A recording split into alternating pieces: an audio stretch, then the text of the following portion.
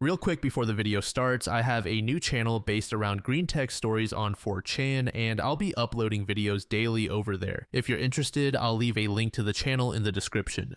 Hey everyone, welcome back. I'm Michael, and we're going to be getting right back into some more Reddit stories. If you enjoy the video, make sure to leave a like and subscribe. Now, without further ado, let's begin. This story was posted by a throwaway account in the AITA subreddit. The post is titled, "I had an allergic reaction. So I, an 18-year-old girl, have had a tradition with my group of friends throughout high school where we hang out on Sunday evenings at someone's house. The host changes each week depending on who is able to have people over. The agreement has always been that we all contribute about $5 for food, usually pizza or something similar. Sometimes people gave a little more if someone else was going through a hard time, and it always worked out fine. One of my friends, Carla, also 18, has parents who own a fairly successful restaurant. Because of that, they preferred to cook for everyone instead of ordering pizza, which is great in its own way. We would still each give around $5 for ingredients. The problem is that Carla's father, who loves to cook, does not handle criticism well, and he often makes dishes I either cannot eat due to allergies or just do not enjoy. For a while, I stopped joining in or contributing money when they hosted so that I would not end up being a disappointment. I had made my allergies and food issues as clear as I could, though awkwardly. My family has never been wealthy. At one point, we were even homeless, so these hangout nights became something special for me. They gave me an opportunity to eat without worrying too much, and my friends were always thoughtful enough to send me home with leftovers when they could. This past Sunday, I decided to join in again at Carla's house and gave money as usual. Unfortunately, the dish turned out to be something I am allergic to. I wanted to cry because I had essentially wasted $5 I really could have used. Not wanting to confront anyone about a refund or spoil the evening, I ate some anyway. The allergy was not anaphylactic, but I broke out in hives and my face turned very red and swollen. I discreetly took some medicine, but my friend Alex, who is 17, noticed and asked if I was alright. I casually mentioned what was going on. Suddenly, the entire room reacted. Some people were concerned for me and said I should not have to put myself through that. Carla became very upset, went to tell her father, and he came in to ask why I'd eaten the food if I could not have it. I told him I did not want to be a burden or waste the $5. He handed me $5 and told me not to eat there again. Carla was hurt, saying I had embarrassed her father. Two other friends accused me of seeking attention, and someone else claimed I had ruined evenings at Carla's house. Update. I posted about 2 weeks ago and wanted to give an update. I realized that I was really being unfair to myself and I should not have done that. Thanks to the people in the comments, I also realized I needed to stand up for myself more and get to the bottom of what actually happened with the communication about my allergies. First, I showed the post to Alex and we had a long talk about my self-esteem and financial struggles, which I rarely talk about because of insecurity. He is truly a good guy. The good news is that he has been extremely supportive and his family even offered us their guest space to stay in for a while until we can get back on our feet. I now have a part-time job on weekends through the holidays, and my father started a new job about a month ago, so we are saving money now. Second, I showed my parents the post, and they were understandably disappointed in me for handling things the way I did and not telling them directly.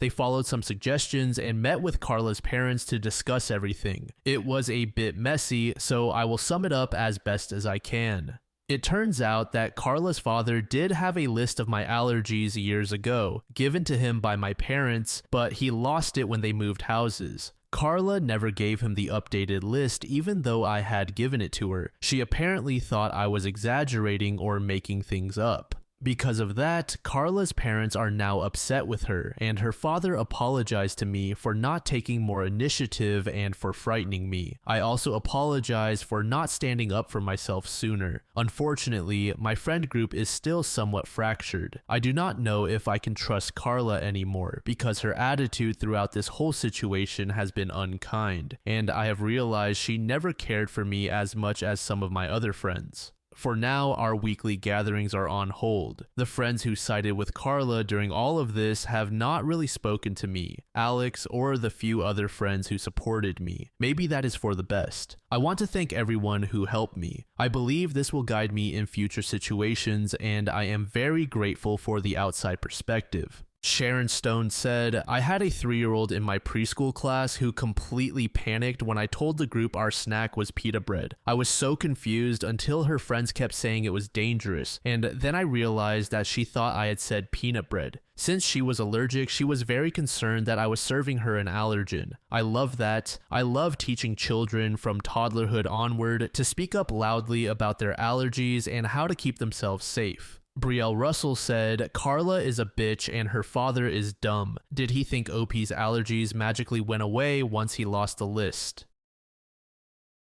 This next post was made a few months ago by a user named Astral Writings. The post is titled, I publicly humiliated my boyfriend after finding out he was cheating on me with a minor. I, a 25-year-old woman, was with my ex, a 29-year-old man, for nearly 3 years. We lived together, shared a dog, and talked about getting married. I was completely devoted to this man. I supported him through depression, job loss, and family struggles. I gave him everything, and apparently that was not enough. A few weeks ago, I started feeling uneasy. You know, when your gut just knows something is wrong? He became distant, cold, always on his phone, and suddenly far too concerned about his privacy. I was not snooping at first, but one night he left his phone on the bed while he was in the shower, and a notification appeared from someone named M. I opened the chat. It was not just cheating, it was months of sexually explicit messages, photos, and videos. He was telling her he loved her, calling her his escape.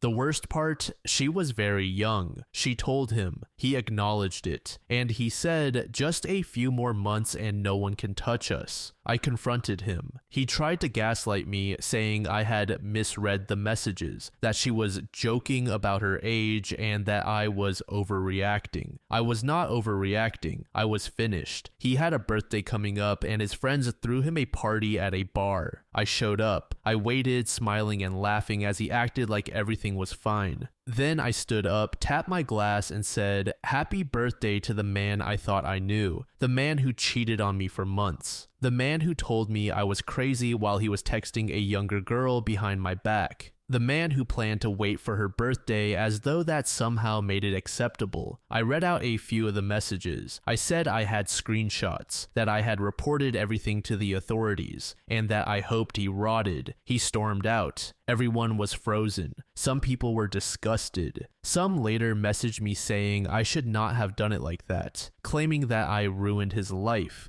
embarrassed him in front of people who did not need to know, and that I had stooped to his level. Even his mother texted me saying I should have just walked away and let the law handle it. That making a scene was vindictive. Maybe it was, but after everything and after finding out he was talking to a younger girl, I could not just disappear quietly. Update. I did not expect my post to get that much attention. Thank you to everyone who commented, messaged, and shared support. Here is what has happened since. I am safe. I moved out the night after the party. I am currently staying with a close friend who has been my rock through all of this. I brought my dog with me. Yes, legally he is registered under my name, thank God. And we are both okay, though I have not slept more than a few hours at a time. It feels like my brain simply cannot shut off. I went to the police. I gathered everything and sat down with a detective to tell them the entire story. They confirmed what I feared but needed to hear, that what he did absolutely qualifies as soliciting a minor and sending content to someone underage. This is now being investigated as a criminal case. Many of you were concerned about whether I had contacted the girl's mother. I found her through the girl's social media account. She had read my message, and from what she told me, her daughter had been hiding everything. Her mother was horrified, heartbroken, and incredibly grateful that I said something. She is now involved with the police as well. I forwarded all of my evidence directly to her and to the detective handling the case. Her daughter is safe, and I have been careful to respect their privacy. She did not deserve any of this. As for him,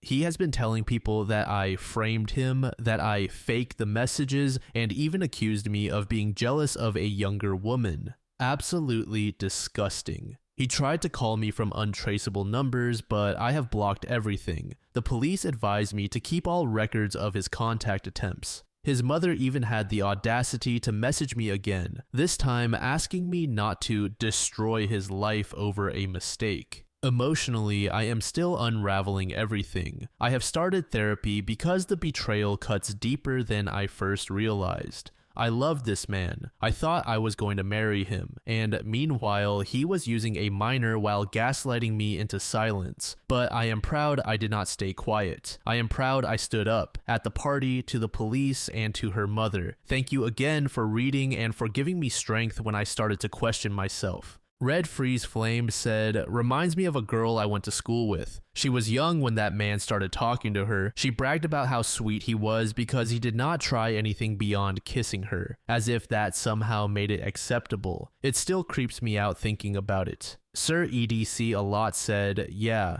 18 or 19 with 17 is understandable, maybe even early 20s in some cases. He is a grown man and she is finishing high school. The maturity gap there is overwhelming. Any relationship between them will always have a significant power imbalance because of that gap. On top of that, it is cheating, which is never acceptable, full stop. This third and final post was made in the AITA subreddit by a throwaway account. The post is titled, I told my fiance that if she expects me to contribute 50-50, we have to make some serious lifestyle changes. I, a 26-year-old woman, was sat down yesterday by my fiancé, a 26-year-old man, who gave me a long talk about how he feels I do not contribute enough to the household, particularly financially. I was a bit caught off guard by this, but was willing to hear him out, since he was not wrong. He makes a lot more than I do, and we have always split bills accordingly, which ends up being about 80% covered by him. I asked what he wanted me to pay now, and he was adamant that it should be 50-50.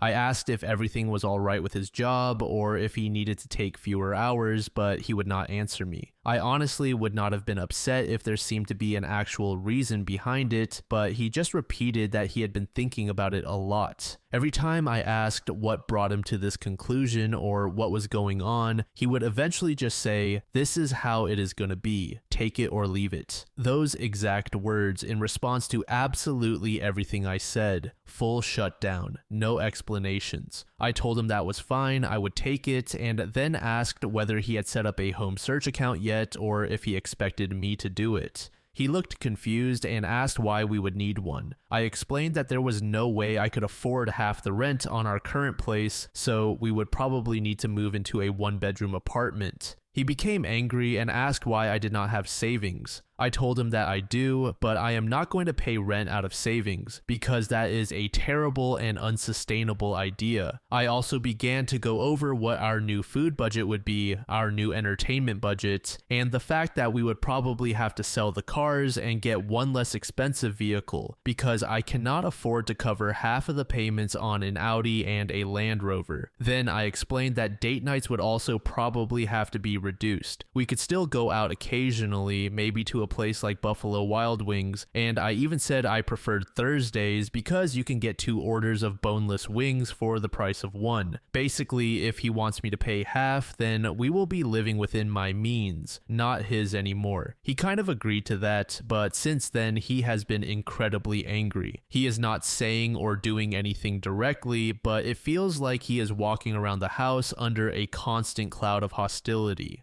I sent him 6 housing listings, all of which he dismissed as uninhabitable for one reason or another. Some of his criticisms were valid, but others I strongly disagreed with. Now he is saying that I am being unfair and manipulative, that he tried to come to me with a serious concern about our relationship, and I am making it impossible for him to talk to me while bulldozing over him.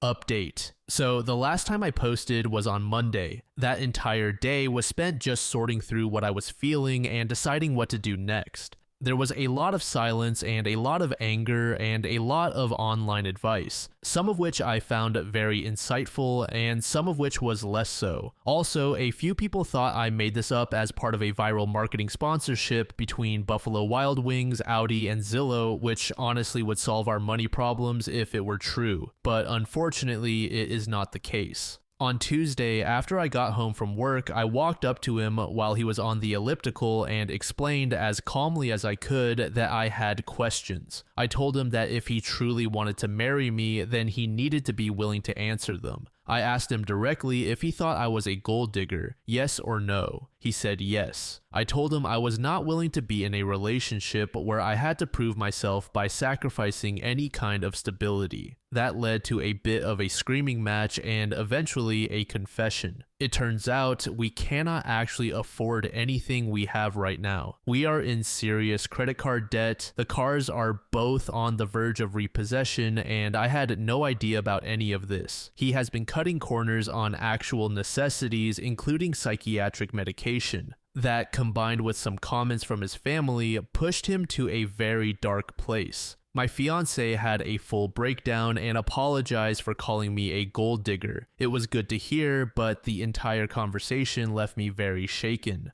I went to stay with a friend for a little while. Yesterday, my fiance and I did in fact go out to Buffalo Wild Wings and get the 2-for-1 boneless wings. We talked a lot. I am still calling him my fiance for now, and I truly hope we can work through this. We discussed selling the cars because at this point we do not really have a choice. And we also talked about my income, his income, and the type of life we genuinely want. If we do stay together, things will change a lot. We need to get out of debt and we need to get back on our feet. I know some people are going to say I am being foolish for not immediately cutting contact and ending the relationship, but I cannot do that. I cannot look at the man I love, who went off his medication in order to try to build a good life for me, and say he is not worth staying for, at least long enough to try. I do not know what the future looks like anymore. The wedding, for now, is very postponed. Sorry, this was not a more fun update. 2 years later, OP gave us their most recent update. We are out of debt. It feels so good to say that and have it be true, but as of 3 days ago, everything is finally paid off and we have made our way back onto solid ground. Almost 2 years ago, I made a post here about my 28-year-old fiancé and me, also 28, when he wanted to split things 50-50 and I offered compromises on lifestyle changes. As it turned out, he was off his medication and had managed to get himself into some serious debt, just under $100,000, trying to provide a life we simply could not afford on a combined income of $155,000 a year. Things were rough. I almost left him a few times. But we have finally made it through to the other side. I handle the finances, 100% of the finances. I give him a budget even for things like buying coffee. It was not fun, but in exchange he started doing more of the housework, so it balanced out. We moved from our over-the-top apartment into a shared living situation, which, while not ideal, was leagues better than my initial plan of getting a trailer. We have roommates, but they live on another floor, so it is not too bad, and we have our own bathroom, my only real stipulation. We have lived like we are a $70,000 a year couple, doing actual 50-50 finances, and every extra penny he has earned has gone directly toward paying off the debt. We sold the cars, obviously. We traded them in for a nice used Ford Maverick and a Vespa. That helped a lot. There have been no more lavish vacations or over-the-top restaurants with $500 price tags. It was difficult for my fiancé at first. He has always very much been a rich boy, and I think losing that identity was hard for him. That being said, he has become so creative lately, and it has been amazing to witness. He makes me things when he cannot buy me things, and we have started cooking together instead of me doing almost all of it. Our room is covered in things he has made for me, and it is truly lovely. We are still in love. We are still going strong. And now, at last, we can finally start planning our wedding again. We are going to get our own place first, but the wedding is next on the list after that. I am so glad we stuck through this, and being on the other side is the greatest feeling in the world. Thank you to everyone who offered advice. I do not know how things would have turned out if I had not held onto the courage of my convictions, and I'm genuinely grateful to those who directed me toward financial resources like Dave Ramsey and Caleb Hammer. You all are wonderful. Dryad Duineth said, I am still stuck on the part where he put them both in debt without OP's knowledge, and then became angry when OP wanted to cut back on expenses. The part that especially stands out to me is when he expected her to dip into her savings to pay the rent rather than move into a cheaper apartment. I am glad they are happy for sure, but if it were me, I do not know how I would ever be able to trust him after that. To this comment, Ostra Procrastinator said, being off medication is a difficult experience. People start to feel better while taking it and then convince themselves that they no longer need it, or in some cases, they simply cannot afford it anymore. But once they begin to sink back into their mental health struggles, it becomes very hard to pull themselves out because the decline happens gradually, and by the time they realize it, they are already too deep. Thank you so much for making it to the end of the video, and thank you also to partner of the channel, Gamersubs. Use code DLAM to support the channel and get 10% off of your purchase, link in the description. I'm sure many of you like me have a hankering for daily caffeine, so go check them out. Lately, I've been a big fan of Titty Milk and Acid Rain, but they've got dozens of other flavors for y'all to try out. Anyway, thanks again for reaching the end, and I hope you all have an amazing passage of the next 24 hours.